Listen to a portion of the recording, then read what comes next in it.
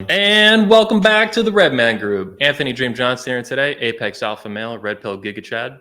The show's been on hiatus for about 5 months, as you can guess, due to this little booby monster who was born July 20th, 2023. She's just over 2 months old now, my beautiful baby girl, Charlotte Dream Johnson. Say hi, Charlotte. Hi. Gucci goo. No. She's not going to be on the show for too long, but I did want to show her to you guys. The channel's been kind of quiet past few months, and as well as the show. Oh, what's the matter? Basically, she's the reason I focused on her and protecting my family from what I call medical idiots on a good day. Both the birthing process leading up to that and then after, so I've been super focused on that. We'll get more into that in a future video. Today's episode is 182 with Dr. Shawn T. Smith, returning guest to the show. We're going to be focusing, what do you think, Charlotte, of the book? You want to read it? We're going to be focusing on Shawn's new book, Gatekeeper, The Tactical Guide to Commitment. Babe, can you take her in a minute? Here, come grab her. I'm going to actually pass Charlotte off, guys. Say goodbye. Hey, look at her. She's really hungry. She's a little booby monster. Go get milk from Mama. Bye, Charlotte. We'll bring her back on later a little bit. Anyway, before we bring on the guest too, the real guest, not just my daughter, Gatekeeper, Tactical Guide to Commitment. The title of the show actually came from the back, which I love, and I talked about this in my newsletter, Relationships Have Consequences. That's a play on a popular Manosphere trope. I don't think it came from the Manosphere, that choices have consequences. Relationships are one of the ultimate choices you'll ever make in your life. They can bring you up, make your life a lot better, or they can tear you down in a toxic one and ruin your life. Before I bring on the guest, shout out to our sponsor, Tactical Alpha Male Pheromone Soap. You can actually buy this in the link below and support the show. Use coupon code 21C for an extra exclusive discount. It's filled with alpha male pheromones, so if you rub them all over your body, you'll be even more alpha, 200% more alpha. And your chick will smell them in her nostrils, and you'll be like, you'll be like a god to her, basically. Alpha male, apex alpha male. Anyway. Without further ado, please help me welcome back to the show, Mr. Shawn T. Smith. Doc Smith, how you doing, buddy? Good. How you doing, Anthony? Doing pretty good, man. It's good we to got to see talk. Yeah, good to see the little baby. Yeah. Yep. And I appreciate, like I said, too, the gift you got her and stuff. We use it every day. Appreciate that. Hey, let me tell you something I've noticed with dudes and their infant children. Shoot. That sometimes, here's what I've seen a few times, that guys will get kind of insecure because they'll notice they don't have quite the same emotional connection as to their infant children as the mother does. And some guys will get kind of nervous about that. You and I were chatting earlier, you were holding her. That obviously doesn't apply to you, but some guys get a little nervous about that. And the thing to know, if you're a guy with an infant baby, is that infants are boring if you're a dude, pretty much, because they don't do much. And we love them, but they're boring. But when that personality starts to come online and they start having a little back and forth with you, that's when fathers really get connected to their children usually. Yeah, I believe it. I mean, I feel like, I love her so much. It's indescribable how much, like, as much as I thought I loved Alyssa, like having the baby, it's funny because I put in the newsletter, maybe you saw that I was reading how having a baby for a man, basically, your testosterone can dip for a few months after you're born. Mm-hmm. I was thinking maybe you think the same, there's an evolutionary adaptation to that or benefit to that. So you're a little bit calmer, you're a little bit less aggressive, a little bit more nurturing and stuff. I don't really know if that applied to me though, because since she's been born, leading up to it and then after, I feel like 10 times more aggressive. And this has probably come through on my newsletter. She doesn't get any of that, obviously, as an infant baby, but it feels like my protective instinct has like just skyrocketed. Mm-hmm. And Michael Foster warned me about this 2 months ago, even when Alyssa was pregnant, that I would feel that. I think he would see it kind of in my tweets, which got increasingly more intense, with hyperbole and satire, and even ideas too. It's not all just a joke. And yeah, it's been interesting to read about that testosterone dipping, but it feels like almost like the opposite, just from my own perspective. You're starting to fade out just a bit. Oh, the audio? Yeah. I'll work on that. Let me see. Any better? Yeah, let's give it a shot. Yeah.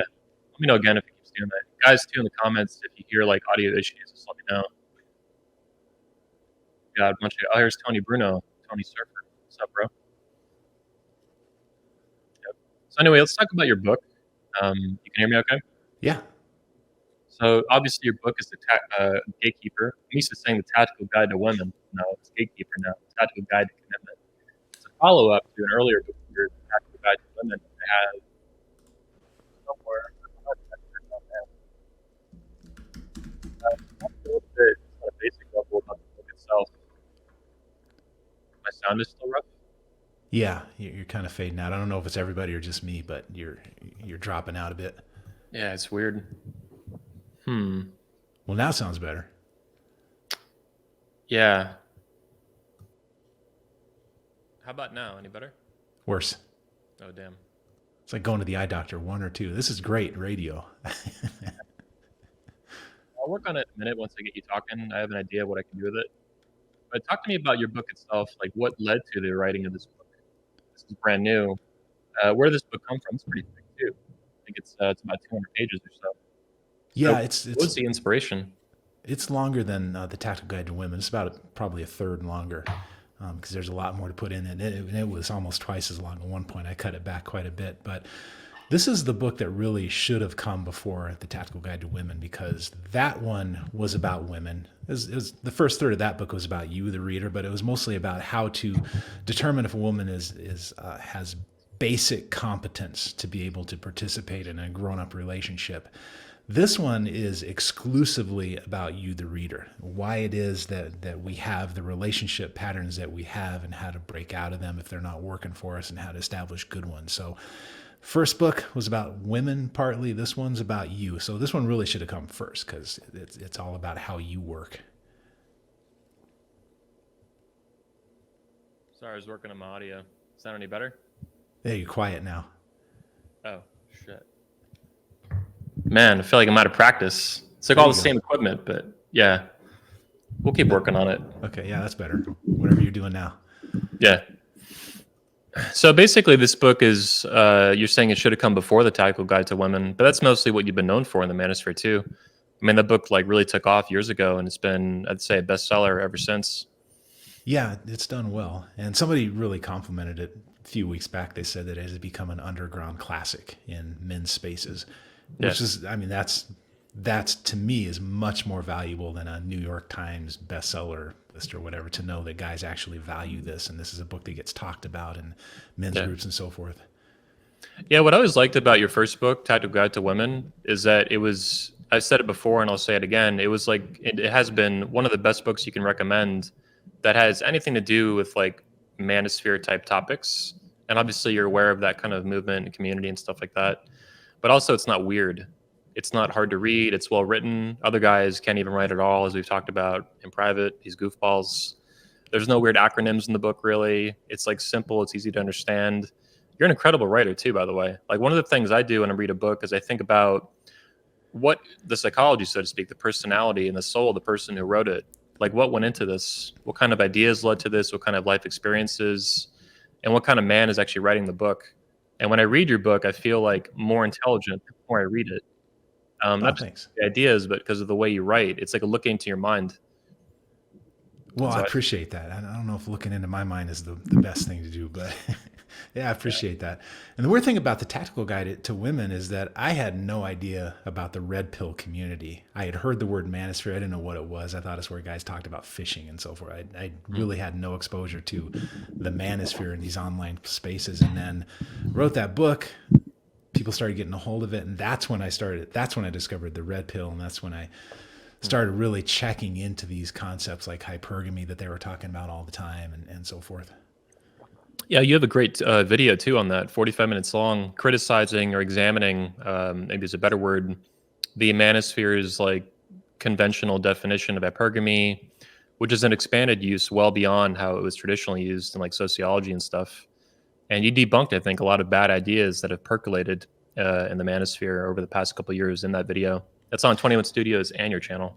Yeah, in that video, I wasn't tearing down hypergamy, but I did kind of break it down because I spent a lot of time thinking about it because of the things that I was hearing in the red pill community about the way women behave. Yeah, some of it was making sense. I'd say about 40-50% of it was making sense, but it conflicted with what I knew as a clinician and what I'd learned in all of my training. And so when I see two things that make sense, but they conflict. Like my mind just latches onto that, and so that's where that video came from. And I would say that I didn't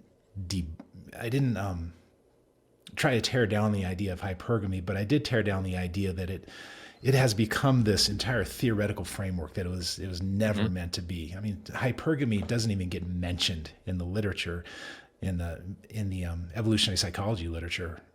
For example, it barely gets mentioned. The reason it doesn't get mentioned is because it's boring. Like, women want the best man they can get. Okay, like we all know that. We've always known that. My grandpa knew that. Everybody knows that. But then it got turned into well, it's like a blunt force hammer that's used on everything in the manosphere. Yeah. It's like this tool that is, every woman gets hit with hypergamy, like she has no other fundamental beliefs or motivations for how she behaves. Yeah, and that's the real problem, is that hypergamy is one selection factor among many, and it's a relatively minor one. So if you want to talk about how women and men select each other, there's things like assortative mating for emotional disposition and intelligence. Intellect, people select each other on intellect very reliably. Like, you don't see a really high IQ person with a lower IQ person. You just don't see it very often. And when you do see it, I've seen it on occasion, it's miserable for everybody. So there are major selection factors like that. Hypergamy is one minor factor among 100 others that only explains a little bit of how women select men. And it's not irrelevant, but it's not real big. But then the red pill took it to mean, extended it to explain not just a selection factor, but something that explains how women behave after they've committed to a man. There's nothing there that can justify expanding it in that direction. And I think that's really what I tried to take apart in that video, because if you're thinking about women incorrectly and you're actually in a relationship with a individual women, and you're applying this bizarre template that applies to all women, then you're going to fuck up your relationship. So why would you do this? That's really what I was after in that video. There's a lot of self-destructive behaviors in the manosphere. I mean, especially the red pill wing, but others too. I mean, I could talk about the MGTOWs lately. My patience has run out for them over the past couple months and couple years, really. Especially past couple months, though, I'd say. But I think part of why your video is made too, if I can comment on it, I think that the manosphere is very anti-establishment, and I've always liked that. It's always been like that. Even in the pickup artist days in the 2000s, it was like that. It was this underground thing. And it was very critical of just mainstream dating advice and what we'd call blue pill, kind of propaganda these days. But I think something got lost in the mix, and that was this distrust of the science, which is often like really goofy and kind of retarded. Like, you criticize the APA all the time, which should be, in theory, a preeminent source of science and scientific method and inquiry and pursuing the truth aggressively, and not have this like woke propaganda and indoctrination and ideology in it. And I think you've been really explicit about that. But anyway, the manosphere and its like distrust of establishment thinking and conventional science, it then gets into like just rampant pseudoscience, and that just runs like a virus. It just takes off. And you have all these Zoomer kids that can't even read. Then they're like, yeah, I'm a red pill expert, alpha male, and I'm gonna master hypergamy by super chatting people on YouTube. And it's like, this has just gotten so dumb. Yeah, I think that's really insightful that the red pill is anti-establishment. That's one of the things that really drew me to that crowd, to want to have conversations with the red pill crowd, is that I can't stand aspects of my profession. And I actually haven't yelled at the APA for a while. I need to get back to doing that, because they need somebody yelling at them. But yeah, it has turned into kind of a cartoon of itself lately, because it's gone down this path of rampant opposition to, like you're saying, rampant opposition to anything that kind of makes sense in the world. Yeah, there's the distrust of mainstream science has gotten super aggressive, and it's not always warranted. Like, there is a lot of goofy stuff and ideology, but then you don't just get to make up your own science. I mean, Tony, I think, nails it here with the word he just made up, probably hypergatory, or that he made up himself. Yeah, like purgatory, where guys get stuck, and they really do. And whether it's by design of some charlatan, or it's just incidental to people to men, to content creators that have their own dysfunctions and mental health problems, I would say, God complexes and these little micro cults that they make up. They really get stuck in this cycle of hypergatory, this like it's like a feedback loop where you just never escape, or like a trauma loop. I think is actually what I've seen someone call it. I don't know if it was you or it's Tony or Michael Foster, somebody like that. Yeah, probably not me, but I like that word because you see guys thinking about one variable with Trauma loop these or hypergatory. with hypergamy. They're thinking about one variable Yeah. and applying it to these multivariate, wonderful creatures, women, and Yeah. it's like looking at I don't know. It's like it's looking at a beautiful work of art and just focusing on the color blue that's in it and ignoring everything else. That's not a great metaphor, but you get my No, point. it's good. It's good enough. It is. No, I get it. Yeah. I like I'm gonna screw up his name, but you have not been super active in the Manosphere because you've been focusing on your book, I think. So like criticizing the APA, your YouTube channel, you have a lot of fans on your channel. They're waiting for you to make a comeback. 20,000 of them on your channel. They love you. Yeah, I But got to get something going there. in the meantime, there has been someone else who's come up. Orion, your friend Orion Torban, Teraban, Teraban, yeah. Teraban, yeah. Yeah. And he's been actually blowing up on YouTube. His channel is really catching the algorithm right, or just a new audience, or whatever. I don't even know. He has probably 300,000 subscribers now, or somewhere in that He's direction. coming up on it. Yeah. He's really blown up, and he's an interesting dude. And if you haven't heard of him, you should definitely check him out. He's got some interesting things to say, and he's a licensed psychologist, and he's a really smart dude. Super articulate, super smart. Like he can take all kinds of variables and condense them down, find the core to all of them, and talk about the core, talk about what matters in a situation. And I don't agree with everything he says, and I think that's the mark of somebody who's really interesting and really thoughtful, is that I can be on board with him 80% of the time, and then 20% of the time he's making me think, like, okay, am I wrong about this, or is he missing something? And I love listening to the guy, and he's a really smart dude, and I would call him pretty red pill in the classical sense of the term, not the clown show that it is today, but somebody who actually thinks about what's going on around them and tries to find the themes, and he can also connect it to the science because he knows the science. Yeah. Well, by science you mean the purple pill, obviously. Yeah, well, that's a good point. What do I mean by science? Usually, when I talk about the science of mating, I'm usually talking about evolutionary psychology, because I think that's a pretty good framework. It's not perfect, but you also have people out there like John Gottman. He's good up to a point. He gives guys advice that sometimes backfires on them because he's very much in the feminine frame, and you can hear that in the way he speaks. But he also sees the masculine side. Is he on YouTube? No, he's an old school guy. Oh. If you ever heard someone talk about the four horsemen, like there's stonewalling and resentment and a couple others, these behaviors that infiltrate a relationship and spell the doom of the relationship, that comes out of his work, and he's been around since the 70s. Wow. Cool. But anyway, I mentioned your friend Orion. I'm saying that right again. Yeah. He did a couple of, I've seen, several of his videos since finding him. I think I found him because I was searching your name on YouTube for like interviews, and I saw that he had interviewed you. And I was like, oh, look at this, nice content creator who's not a weirdo and not a goofball and not a cartoon, making real content with real ideas and actually seems to care about the issues. Yeah. Like that's what everyone thinks content creators are. And it's like, man, you have no idea. But he made a video specifically criticizing the red pill, particularly like the clown show of these podcasts where they bring on prostitutes and OnlyFans girls and like all this stuff, and it's just like this circus of goofiness and people pretending to be things that they're not. In your book, even you called them social media charlatans and Lamborghinis. I think is one of the ways. Something like that. Right? Yeah.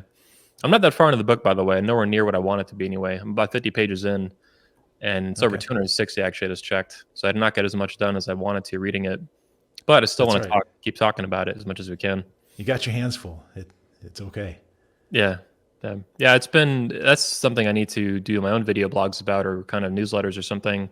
But yeah, becoming a father has major change in your life. And I would have said that even before the fact, obviously, but there's a difference between knowing the path and walking the path, as like the old saying from The Matrix goes, or probably a bunch of other people too. Anything surprise you about it so far? I don't even know. I'm still like, it's been 2 months, but it feels like it's been 2 days.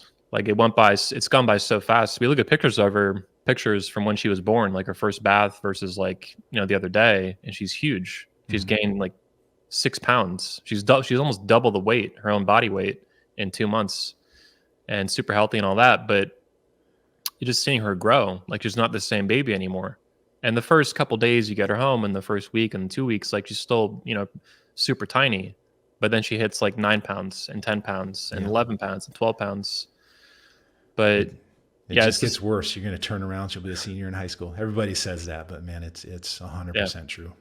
Yeah. You don't know how fast time slips through your fingers until you have a kid. That's when you really get it.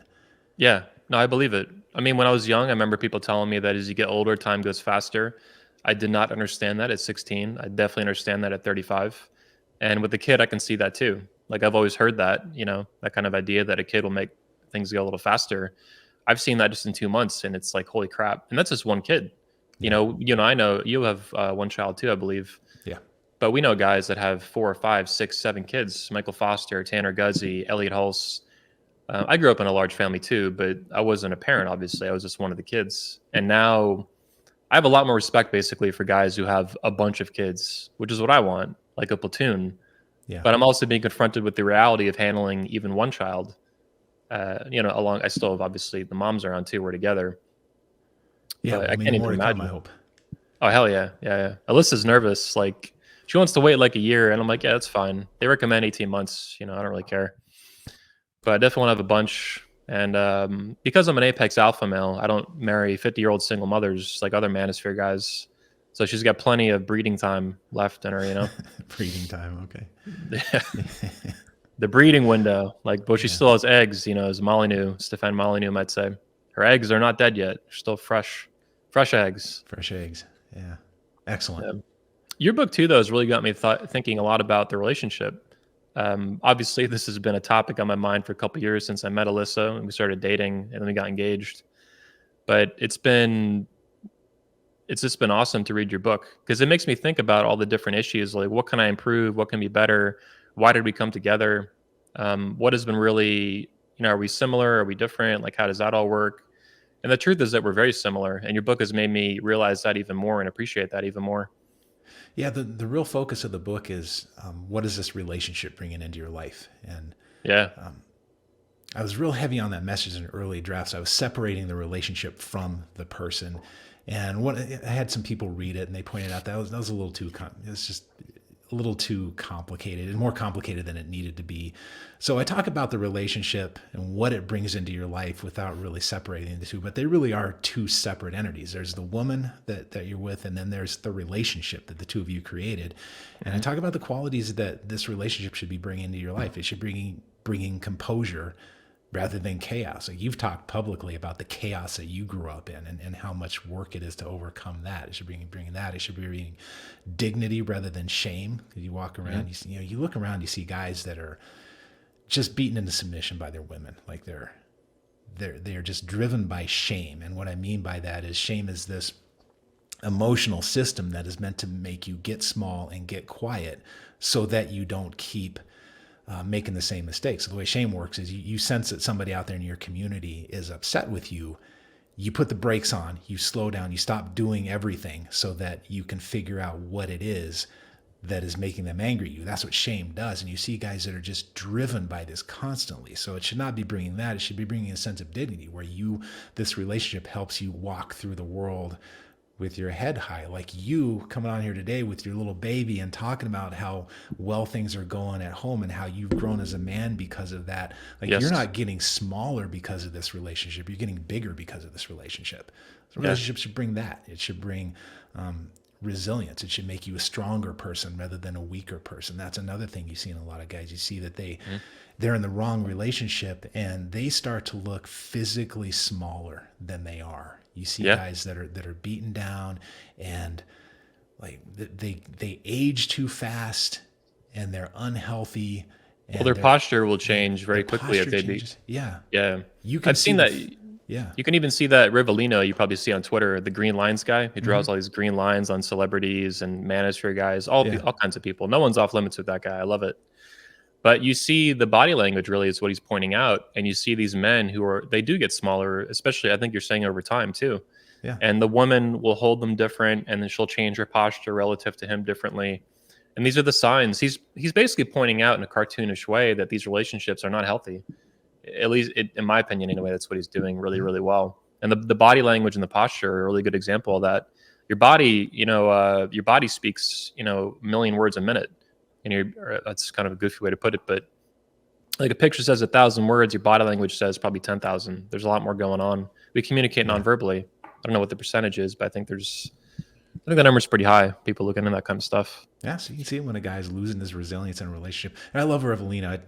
I follow him on Twitter. We've had a little back and forth here and there. But one of the reasons I like him is because if I look at old pictures of my wife and me, like it's perfect. Like I would pass his test. I'm standing straight.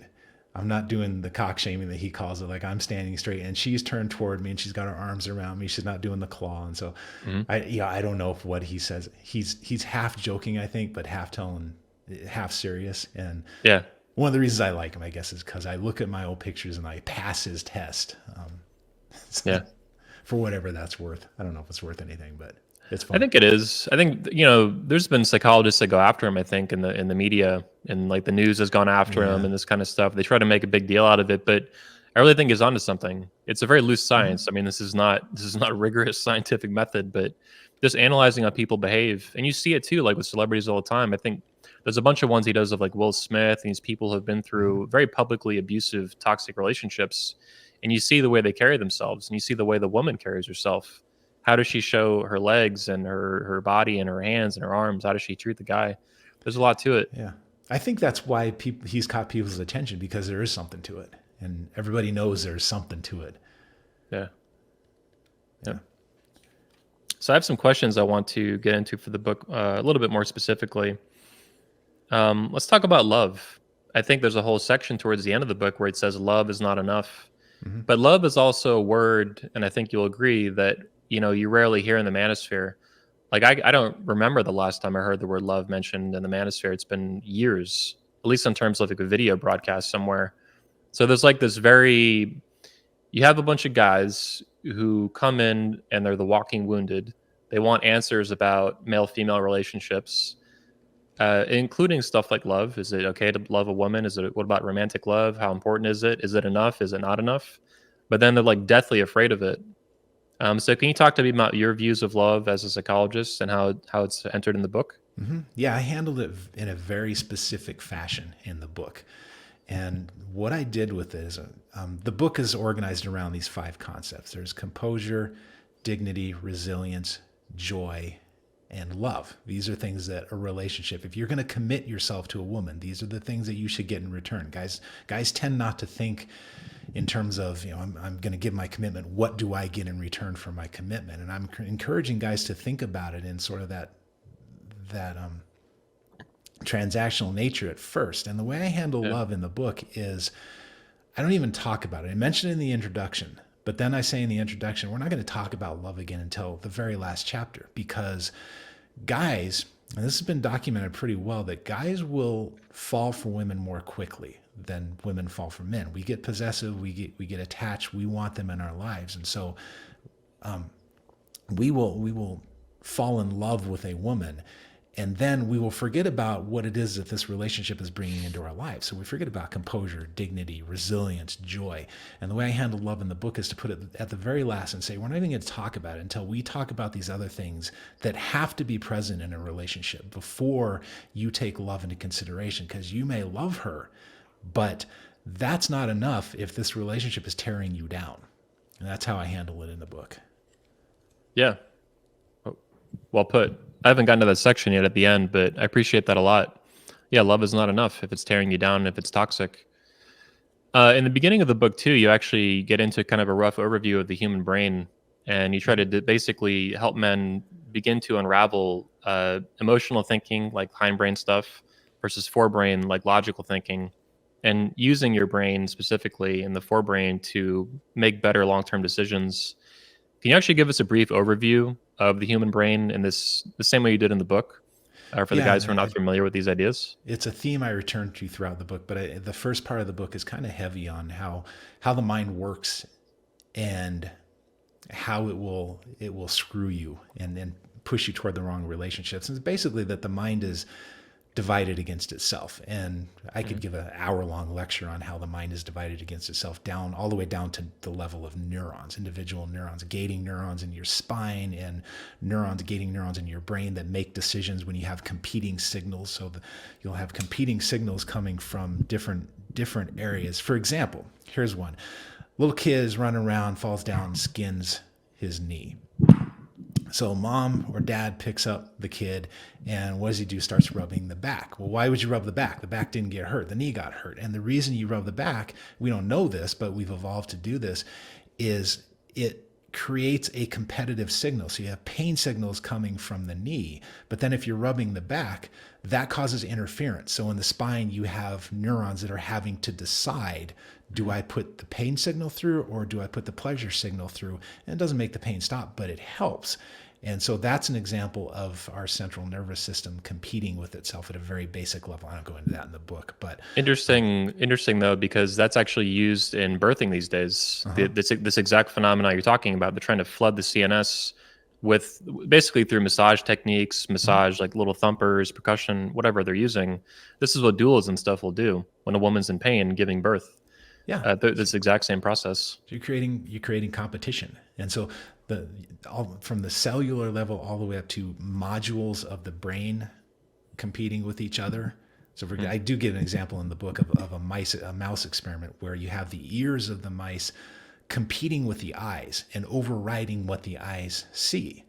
And this is to advance the survival of the mouse. But then really what matters for the book is that we have, at a much higher level, we have a rational mind that competes with the emotional mind. The problem is the rational mind can't make you feel anything. You can know what's right, but you can't feel, you can't really feel that this is a good thing to do, what's right. But your emotional mind, when it's telling you to do something stupid, it has access to your body. So it can make you feel pain and it can make you feel pleasure. And that's what makes the emotional mind so powerful. And the principles that we learn about relationships when we're little kids, and all the way through our development, it gets wrapped up with our emotional mind. So our emotional mind will compete with the rational mind, even when you know what's right. And it'll try to push us in a direction that it thinks is best, whether or not that direction is best for us. Like the rational mind can think about the future. The emotional mind thinks about right now. What do I want right now that's going to advance my survival? It's going to make me feel better. It's going to put me in a better position right now. It's not thinking about tomorrow. So I talk in the book a little bit about how we have this competition going all the time. And another theme throughout the book is, let's tease out what your emotional mind learned about relationships early on. Because if you know what it taught you early on, then you know what direction it's going to try to push you in going forward. And if that's a good direction, fine, check that box, go forward. But if it's pushing you in a direction that is going to work against you, and we all have a little bit of that, some of us have a lot of it, then you bring that out into the light of day. You put words to it. And when you understand what it's doing and why it's doing it, then you can have some options about whether or not you follow the emotional mind. And it gets tough because it's painful sometimes to override your emotional side. But it's part of what a man does, is you ride through pain and you do what's right. Yeah, the resilience, like you talk about. The last part you just mentioned here too, looking back on what your examples were of relationships, what kind of actual principles do you have in your mind, whether you're aware of them or not? And I've had to think about that a lot myself over the years, with Alyssa and now with the baby and stuff, because I grew up in a super toxic environment with a super toxic example that was present too. It was active. A lot of guys in the Manosphere didn't have that. They came from, sometimes their parents are married, but a lot of times they come from single mother households and stuff. So they have a fatherlessness issue, but it's the absence of a father completely. Right. I had a really toxic father who's like a violent alcoholic, and the relationship corresponded to that for 40 years. They ended up being married until he died recently. So I've had to kind of unravel in my own head, like, and put, actually think about stuff explicitly, talk about it sometimes and all that with friends and family and stuff about what happened. And then also try to like unravel what those principles were that may have gotten stuck in my head that are just totally fucking dysfunctional. And the Manosphere helps a lot of guys do this, but it can also go off course, like we mentioned, with like this total trust of anything, the counterculture. Like mainstream is bad. Anything that says mainstream is bad is good, and that is absolutely not how real life works. And the Manosphere is probably one of the shining examples of that over the past couple of years with the clown show dumpster fire that it's become. Yeah. And the Manosphere, when they talk about doing the work, they're talking about making money, getting stronger, getting more educated, and that's all good stuff. They don't talk about doing the work of figuring out where you came from so that you don't repeat it. Like you came from this god awful, chaotic environment, and I'm guessing that if you didn't do the work of dissecting that and figuring out what you learned from that, then some aspect of that you'd be prone to repeating and recreating in your life. And Totally. the Manosphere, and this, it's not really a feature of the Manosphere that they don't do this. It's a feature of people that we don't do this. It's not, we're not really inclined to look inward and say, okay, what is my compulsion to repeat here? Yeah. You got to do that work too. Yeah. Actually, this is a question I had written down a little bit later, but we'll get into it now because you just brought up something very relevant to it. About a month and a half, Pat Stedman, our very good friend, the world's #1 hypergamy coach, dating coach, Pat Stedman, he did a really good tweet. It was a long tweet too. It wasn't a short. It was like one of the extended ones, discussing how the Manosphere has become a place where a lot of men really are not interested in change in any meaningful way. And so you hear these phrases and kind of this hyper reality, I would call it, of do the work, do the work, do the work. And on the surface level, these are good messages. And like men should do the work, like get up, go to the gym, do it once a week forever, or twice a week for like for years and years and years. Change your diet, actually make the changes you need to do. Go out and talk to a bunch of women. Like this is hard work. It takes time, time and effort. It could be emotional. It can be painful. Getting rejected by women, getting drinks thrown on you. Who knows? All kinds of crap happens. But Pat's point in the tweet is that the Manosphere has become a place where that has really become like sidelined, and they don't want to do the work. They don't want to change. They really don't. Independent of whatever they say, that's just hot air. What do they actually do? They just want to bitch about women. They want to super chat 25-year-old bimbos and pretend that they're red pill alpha males and all this like goofy stuff that just makes no sense. And see, I think it's really become a place where we used to call them keyboard jockeys, and it was like mental masturbation in the old Manosphere. But these days, that's become like the dominant thing rather than a minority that was kept in check. So I don't know if you've seen that yourself or have thoughts on that. Yeah. I wasn't, like I said, I wasn't aware of the Manosphere, the red pill corner and so forth before I wrote the Tactical Guide to Women. I was vaguely aware of pickup artistry. And I had mixed feelings about pickup artistry because it can get real dark real quick. It can get manipulative and evil. But there are some good coaches out there. There's some good pickup artists out there. And what they're doing, what I was noticing then, and I'm sure what some of them still do, is good basic behavioral psychology where, okay, you're anxious about something. Good. Go out and do it now. So let's come up with a strategy. If you're anxious about approaching women, let's come up with a strategy for you to expose yourself to that anxiety. They don't talk about it in those terms, but you expose yourself to that anxiety. You go out and you experience that 1,000 times. And then guess what? Your anxiety, you get some mastery over it. And they didn't speak about it in psychological terms, but that's what some of them do, is good behavioral psychology for anxiety. That's exactly what I did for years. And that was heavily encouraged. I mean, the Manosphere, I've been around for 18 years, really observing it, participating in it, making content, whatever, mostly conferences and speeches from the conferences, but other stuff too. And yeah, I've been around so long, I've seen cycles of it, like multiple cycles, like 5-year cycles of like what's new, what's trending, what's repeating or echoing from 10 years ago. Like these guys these days have no idea because it's gotten so big and it's so fresh in their minds. But I'm so young, but I feel so old sometimes. I'm like these young whippersnappers who are like 29 years old. I'm like, you goofy guys. But anyway, the old Manosphere was aggressively pro getting guys out of the house, going to talk to women, and exposing yourself to those social and emotional risks of confronting things that are scary to you. Like, oh, you're scared to talk to women? Just admit it, and then go talk to 1,000 women. I approached personally like almost 7,000 women from 2006 until 2020, about 2020 when COVID hit. And that's a lot. And that's more than most guys ever talked to in their life. But by exposing myself to exactly what you're talking about, I desensitized myself to that. And this is totally common in the old Manosphere. This was like the thing you had to do. And if you didn't, you got made fun of, you were shamed, stop being a beta, stop being a goofball, get out of the house, stop writing, go talk to women, then come back and talk or write whatever you want. There was like basically there was masculine standards that you had to be held up to. Mhm. And this is why, even though I would anger, just like these days, I piss everyone off in the Manosphere. This was no different in like 2007. But there was a level of respect that I had because I was so aggressive in going out. And they loved that as a role model for other young men because that's exactly what they wanted all the young guys to do Mhm. back when the Manosphere was a little bit healthier place. Yeah, and so you go out and you approach 7,000 women, and at the end of that, you're no longer afraid to approach women. But I'm going to Mhm. guess that that's a skill that generalizes to other areas, because the Yes. real skill is facing your anxiety. Really, it has nothing to do with women. It has to do with identifying something out there that scares you and looking at it and moving toward it.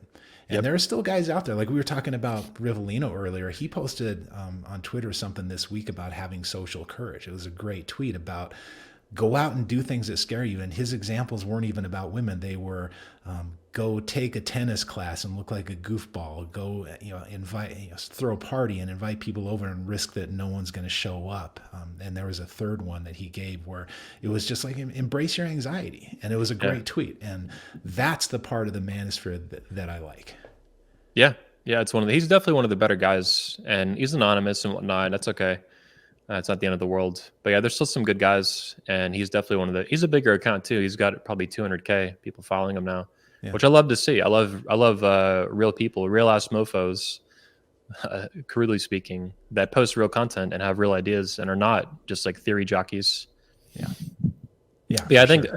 I think with approaching women, it brings me back to what you're talking about in the beginning of the book with using your forebrain to conquer or manage your decisions better. You like conquer the hindbrain. Like, yeah, you're scared. Like, yeah, like your brain is wired to not talk to women you don't know because you might get killed. And for a long period of human history, you definitely could get killed. You definitely could talk to the wrong woman or make the wrong move and get hit over the head with a rock. And that's it. There's no cops. There's no hospital. You Yeah. just die. And It end can of still story. happen on occasion. So yeah, back when we Oh, were totally. not under the rule of law, yeah, I imagine it happened much more frequently. Yeah, and that's what our brains adapted to, though, and evolved to, as I understand it. This is and the old Manosphere too would talk about this. This was the old pickup artists like Mystery and those kind of guys. They would talk about this all the time, and it would help guys though understand it and then kind of get over it. And yeah, I don't. God, I talked to so many women over all those years. Got ridiculous, but it was useful, and like you said, it would spill over to other areas of life. I think it improved vastly my public speaking ability. Like public Oh, speaking would sure. give me more social courage and was its own challenge, and that would spill over into just like talking to women at a bar, but then talking to 2,000 women, that would then spill over back to public speaking.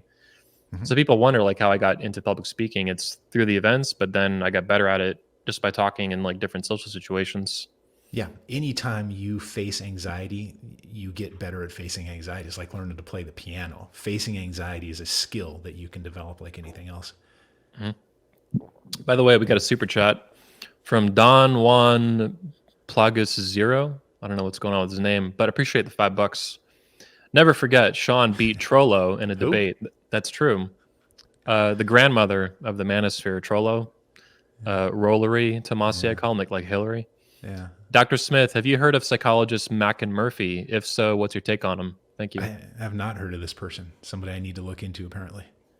Yeah. Have you Don heard of Juan, him? I have not. I have Okay. not. Most of the psychologists I know are named Shawn Smith, and then your buddies who are therapists like Ken Curry, Robert Glover, a few more. That one guy wrote the Body Keeps a Score. I like him a lot. He's a psychiatrist. What's his name? He's a German guy. Vanderkolk, Bessel Vanderkolk. Yeah, Bessel van der Kolk. Yeah, I like him a lot. And obviously, the YouTube's #1 psychology guru, Richard Grannon. Yeah, he's fun to listen to. I like him. Yeah, unstoppable too. Keeps going. So in getting back to this thing of conquering anxiety, one of the things I talk about, well, the major theme in the book probably is let's figure out what it is about you. What specifically, what is it that your emotional mind is afraid of and what is it drawn to? And if it's afraid of the right thing and drawn to the right thing, then cool, you're in good. But there's probably something in there that, yeah, it might be afraid of a healthy thing and drawn to the unhealthy thing. I was certainly drawn to the unhealthy things earlier in life. Yeah, same. I've talked about, my previous marriage, which is one of the reasons I was so. I actually did a lot of what you're. I'm not some perfect example, role model of what you want guys to do necessarily with this book, but in between my first marriage to a literal prostitute and then meeting Alyssa, I was, out approaching women, so to speak, dating women, very short term, and all this kind of stuff. But I was also very, very, very protective of my commitment. Like I refused to, like, even Alyssa had to fight like hell to be my girlfriend for like over a year. I Mhm. mean, I really, really, really put her through the ringer. Maybe a little too much, but maybe that was for the best as well. Because I was so protective of that. I was a huge like man whore in terms of like sexual promiscuity, but in terms of commitment promiscuity, there was none, zero. Mhm. Like you could not get through that because I was so. After that experience at Medusa, I was. I don't know if scared is the right word, but I was very concerned about getting into another relationship like that that would not be healthy. And that if it did result in marriage, then you have another failed marriage. And as you probably know, every time you get married and divorced, your probability of getting divorced again goes up. And I really didn't want to do that. I wanted to make sure the next time I got married, and the next time I wanted to build a family, I nailed it. Not only for myself, but for my kids. Mhm. You mentioned that in the book too, that guys who are going to make great fathers are thinking about it before the fact. And I definitely was. I was giving. She was, cracking up, learning this not too long ago. I started giving her supplements that I thought were useful for fertility and for the health of a baby very soon after I met her, just in the event that I knocked her up or wanted to knock her up on purpose. So either on accident or on purpose, just preemptively kind of doing that. And maybe that's a little bit sociopathic, but she dug it. And I didn't even tell her that. I was like, no, you need to eat these supplements, start eating this kind of stuff. Because Since I'm you weren't thinking sneaking ahead. it into her spaghetti, you were actually No, giving it to her and saying, "Take this stuff." yeah, exactly. Because it would just improve her overall health. And to me, that's one of the most important things you can do for the health of your future children is for you to be healthy. This Yeah. is called epigenetics, is the kind of, well, number one, the conditions for a woman to get pregnant. You need to raise those as good as you can. You want her body to be healthy, to go through a very serious biological event that's like very taxing on her body. But on top of that, both of you want to maximize your own genetic expression. It's important you work out. It's important you eat healthy, not only for yourself, but for your kids because Yeah. it's going to improve gene expression basically and reduce chances for birth defects and all kinds of stuff. Yeah. This is the kind of stuff I thought about, but these girls never believed it. They just Well, assume so it's like alpha giga chat, but I'm like, I need to make sure this girl is healthy and fertile and ready to get knocked up. yeah.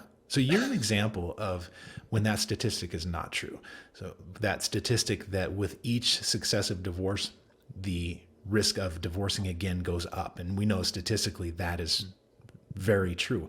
But and I don't know any research to confirm this, but my observation is that that's true when people don't do the work of figuring out their role in the first marriage or the previous marriage. So if they don't do the work of figuring out how they contributed to that outcome, then they Mhm. just go out and they reenact it again. But Yeah. I've known you for a while, and I've watched you working through this. And you've worked through it very publicly that you did not want to repeat that first mistake, and you Yeah. came from such chaos that of course that's where you ended up, right? Yeah. As a younger man, but you saw that happen to yourself, and you've been doing this work that said, this is not going to happen again. And Yeah.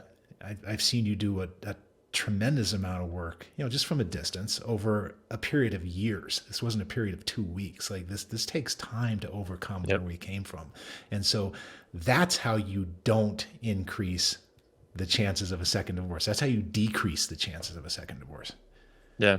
I appreciate that. Thank you. Something you just mentioned too. Yeah, the childhood home environment was so toxic and so chaotic that, of course, it's where I ended up marrying a prostitute.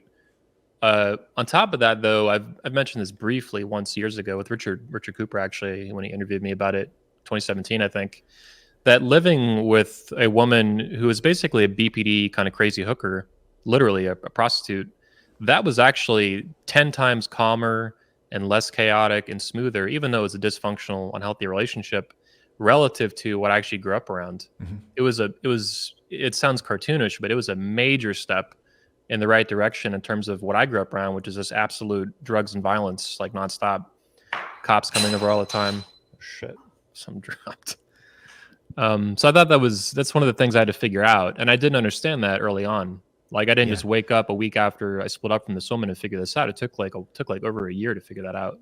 So let me say that back to you and see if I got that right. That what you saw was less unhealthy, but it wasn't Yes. unhealthy because you didn't know what healthy was, Hmm. which is what this book is about. What is Had, healthy? Like had, it's not enough to just know what's not healthy. You got to know yeah, what is healthy, and that's where you are now, is in yeah. the healthy end of the spectrum.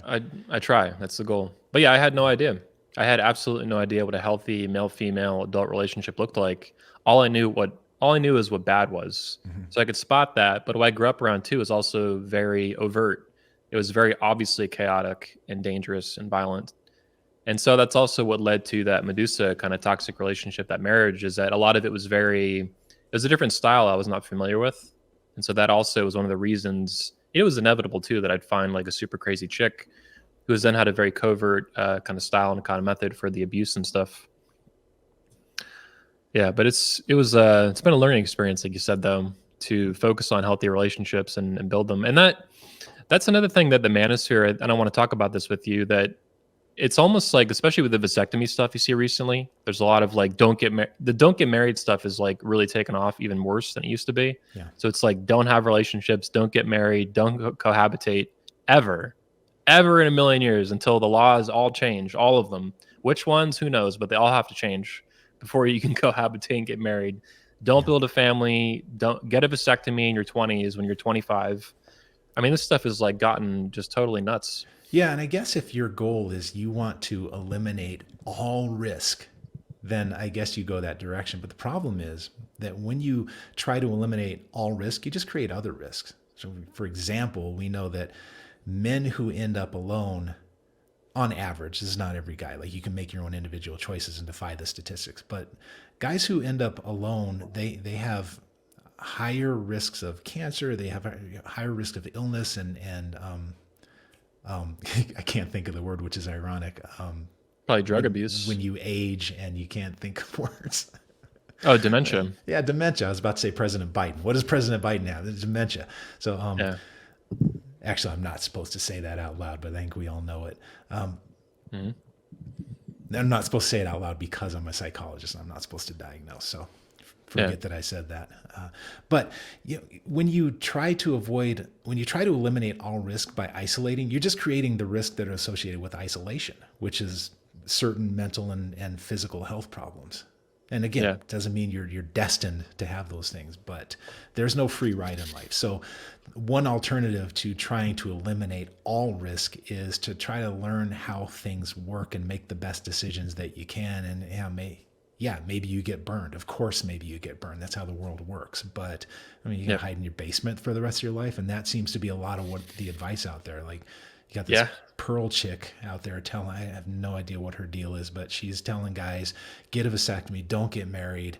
What the hell? What kind of advice She stole it from the fraud father. I mean, it wasn't even her own. Most of what she does is just parroting other people's stuff, but then kind of hyperbolizing it. But yeah, that comes from other people too. And the fraud father, Rollery, is one of them lately. I think he tried walking it back later, when it went, his little tweet on getting a vasectomy went viral, really upset a lot of the conservatives and stuff.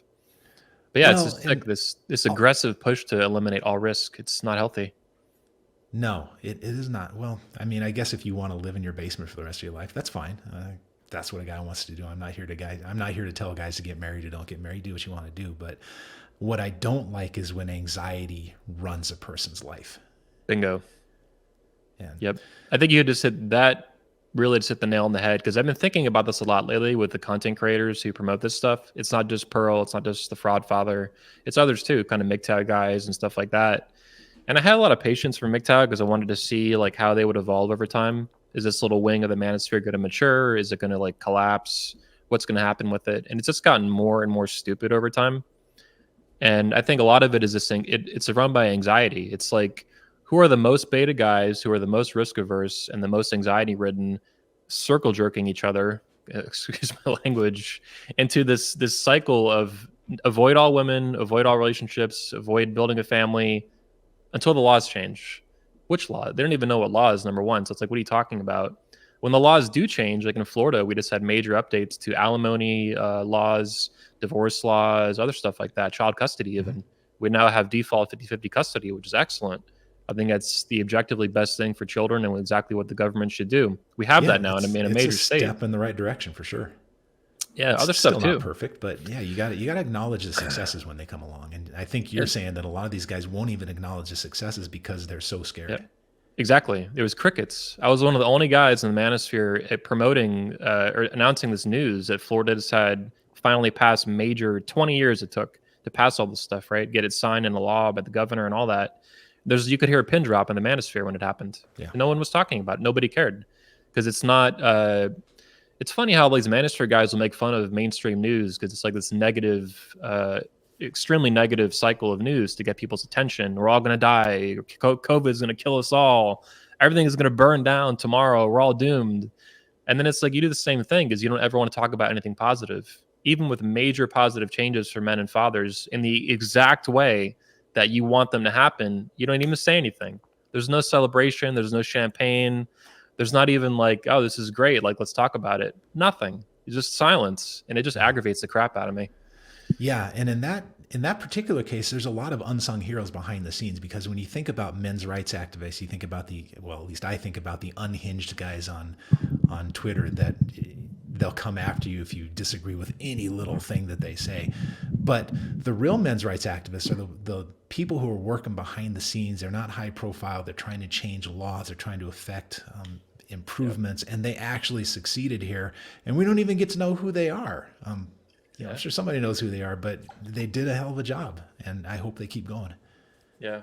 I mean, some of the most powerful guys that actually advocate for men's rights are like that. Cardinal Smith is one of them who's spoken at our events a couple of times. You probably met him in 2021. He was very successful in the 2000s at getting laws changed in like 6 states for paternity laws, paternity fraud and stuff like that. He doesn't have a YouTube channel. He has, I think, like a Facebook account or something. That's about it. He's not big on social media. He doesn't really care. Because what he cared about was activism, was actually getting things done. Like not even just talking about it, but like, what do I do to actually get this done? He was able to do that. That's another guy you don't hear enough about, even though he's actually one of the few men who went out and got a lot of stuff done. Yeah, I don't know his name, so I gotta look into him too. Yeah, he's on our channel. You'll see some of his videos that gone viral too, some of the shorts and stuff like that. Yeah, he had a pretty nasty case of paternity fraud that he had to actually get the laws changed to file a lawsuit against the baby mama, and he got it worked out in the end. He even had the judge who was like mocking him early on at the signing of the law when it actually came into law, and the judge apologized to him just for being a dick. Yeah, kind of. I forget. I don't know if maybe mocking's not the right word, but this judge was like not having it because this case was very legit. This woman had defrauded him knowingly for years, had written to her friends about defrauding him. He brought this into court and he couldn't get anywhere with it. Like, this is absurd. That's what made him so angry. Anger motivated his rage to change his laws and change the system, and he did for the better. And then a lot of men benefited from it in Georgia and other states. Yeah, his speeches are on our channel. You guys can check it out if I'm not recounting the story correctly, but I believe that's what happened with him. So a story like his is complicated and it's kind of difficult to tell accurately, and I guess people think it's not that interesting, so it doesn't get out there. But then you have someone like Pearl saying, get a vasectomy, and then that spreads like wildfire.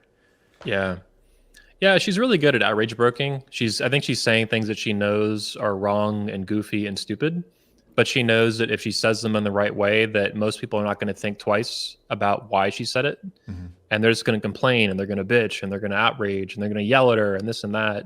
And this is how your friend, Orion, he's done a video about this. This is why the red pill stuff takes off, because they're just gaming the algorithm. And these algorithms by big tech, it's a feedback loop. Mm-hmm. It's not just this goofy stuff going on and it's organically taking off.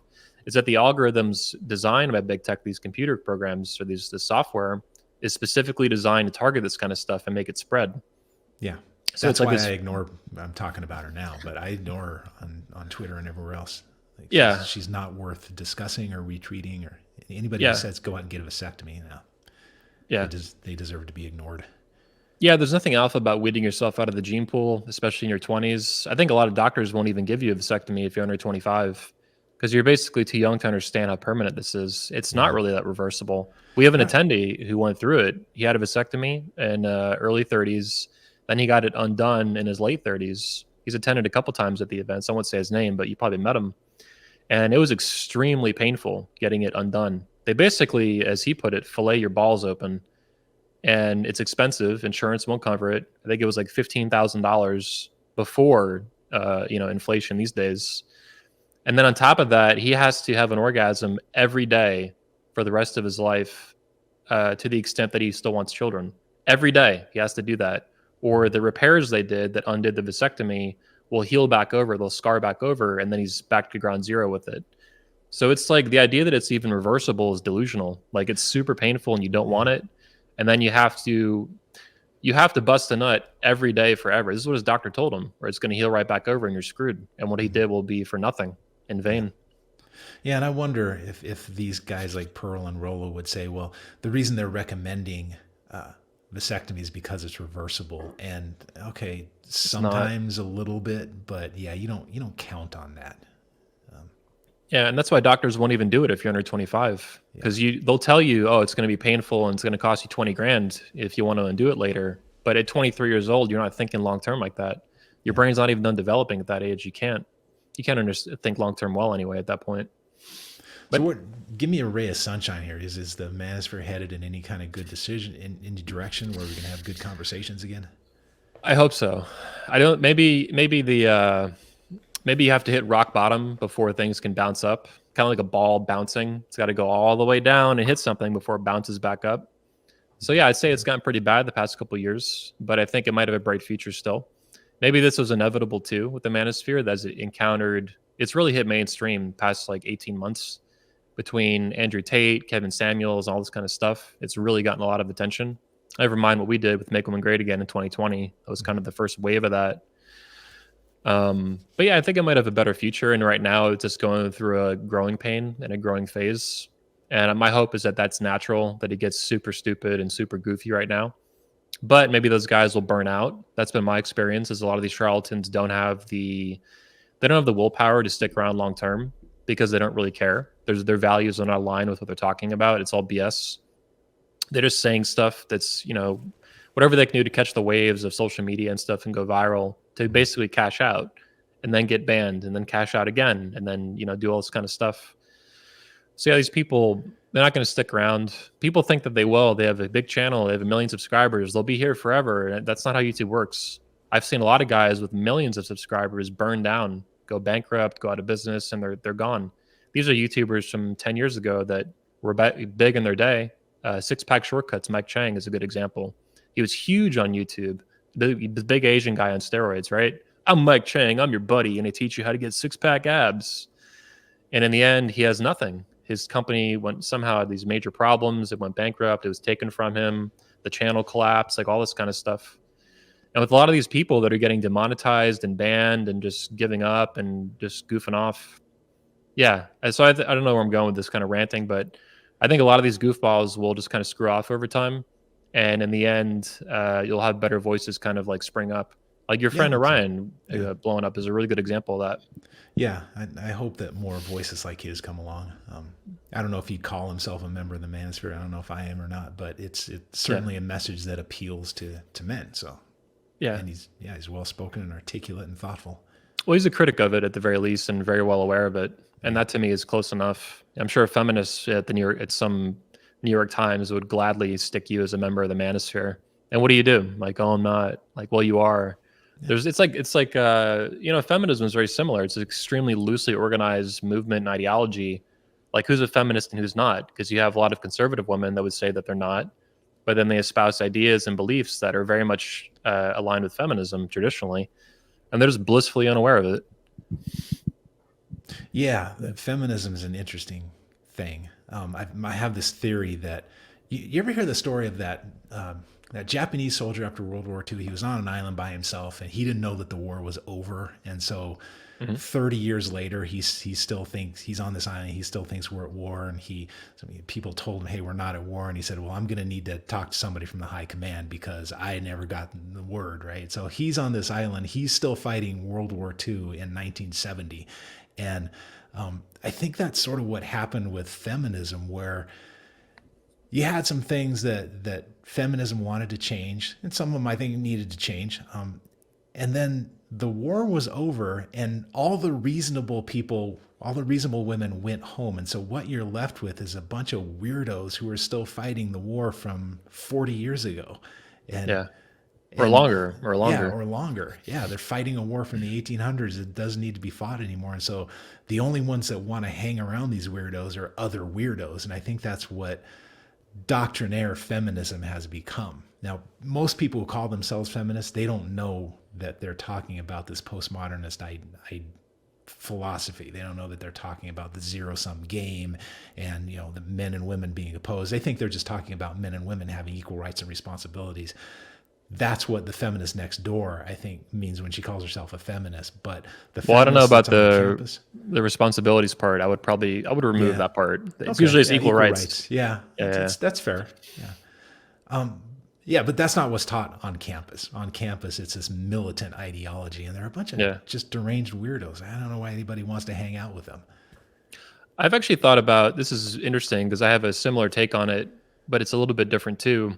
And it's that feminism was, some people like Professor Janice Fiamengo, Steve Brule, and others that analyze and criticize the history of feminism, what it really is versus how it's presented today, and the kind of huge gap of ignorance between the two.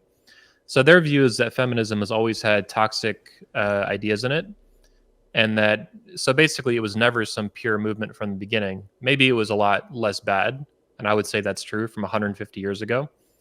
You certainly didn't see, I would call chicks with dicks and all this stuff today. The gender ideology that's taken over, the hardcore stuff, the trans stuff, like this has really gotten out of control. It's teaching young girls that they should get a double mastectomy at age 12. Like this is ludicrous, is insanity. And this is what I need, just to interject real quickly. This is the next thing I need to yell at the APA about, because they're completely on board with mutilating children.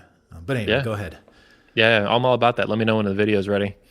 But my point, what I've been thinking about is that feminism, at the very least, it was never perfect, but it was probably a lot less toxic 150 years ago, and even 100 years ago, and 50 years ago, and all that kind of stuff.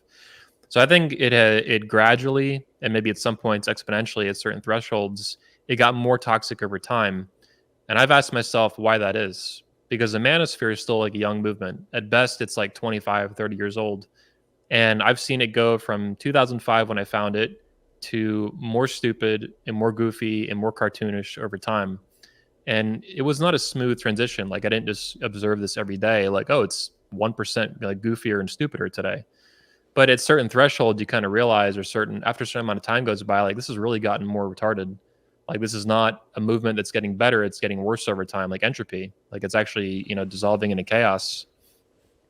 But my thinking is that one of the risks of the Manosphere going forward is that there's not enough pushback on frauds, and this is what motivates me in part to push back on the goofy, stupid, delusional, pseudoscientific crap, the cults, the this, the that, the fraud, the deception, the lies.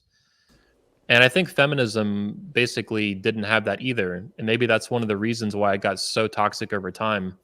Like 100 years ago is quite a bit better than what it is now. And how did it get to where it's at now? Nobody spoke up. Or the sane people, like you said, left the room.